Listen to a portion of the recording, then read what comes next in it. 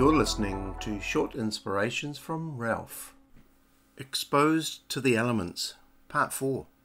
We've been talking in this series about this catastrophic event that happened when mankind walked away from God. They were terrified because something major had changed. Not only had death been introduced, but this thing called suffering. They were acquainted with suffering and pain and anguish and sorrows and griefs and misunderstandings. And down through the corridors of history, wars, genocide, democide, governments killing their own people. In the last century, there have been an estimated 262 million victims of democide. As Tom Jones sang, Abel and his brother killing one another. And this gloomy list can go on and on. A lot of Negro spiritual songs that we hear are born of souls that are crushed, and they long to escape this life and to be with Jesus. We used to sing a song quite a few years ago called Soon and Very Soon We Are Going to See the King. No more crying there, we're going to see the King. No more dying there.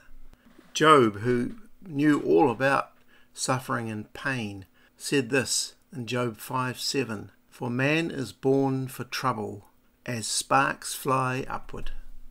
Trouble everywhere. Paul wrote to the Philippians, chapter 1, verse 23, and he said, But I am hard pressed from both directions, having the desire to depart and be with Christ, for that is very much better.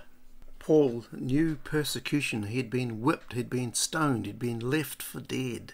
He'd been shipwrecked and spent a night and day in the open sea, constantly on the move.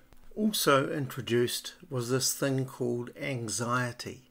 And of course, while some of anxiety can be a matter of our brain chemistry and it could be helped with good counselling and medication and so on, the deep roots of our anxiety go back to the loss of soul security, the absence of soul safety. It introduces a kind of toxic fear into our soul. But not only were humans affected by this, but all creation, everything, knew a death cycle after that time. Paul said to the Romans in chapter 8, We know that the creation waits eagerly for the revealing of the sons of God. The whole creation has been groaning in the pains of childbirth to this very moment. You might be saying, well, Ralph, this is a pretty dark episode.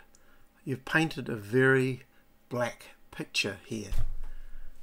But it's very, very necessary for us to understand how sin and going our own way has affected us so that we can understand the extent and greatness of salvation. The writer of Hebrews says this, Hebrews 2:3, How shall we escape if we neglect so great a salvation? And that word great means vast, it means huge in magnitude, it means mighty. People, we need a Saviour, and we need him now. From time to time, I've watched a series called Alone, and there's a few of them around the world where people are dropped in a place by themselves that is hostile and cruel and can be freezing. They can be under threat from wild animals, under threat from all sorts of things, frostbite, and they try and survive and outdo other alone candidates somewhere else in order to gain a prize. But at any time they can tap out. What does that mean? They've got a special phone that they can say, I've had enough, I want to get rescued. And likewise, this great salvation, Jesus coming to die for you and I, is the greatest thing that ever happened amongst mankind. And you and I can tap out, so to speak, and we can ask him to come and rescue our souls. It says in Psalm 34:17-19, "The righteous cry, and the Lord hears, and delivers them out of all their troubles." Listen to this. "The Lord is near to the brokenhearted, and saves those who are crushed in spirit. Many are the afflictions of the righteous, but the Lord delivers him out of them all." Yes, we are exposed to the elements, but we have a God, a Saviour, who is much bigger than anything we can face. God bless you.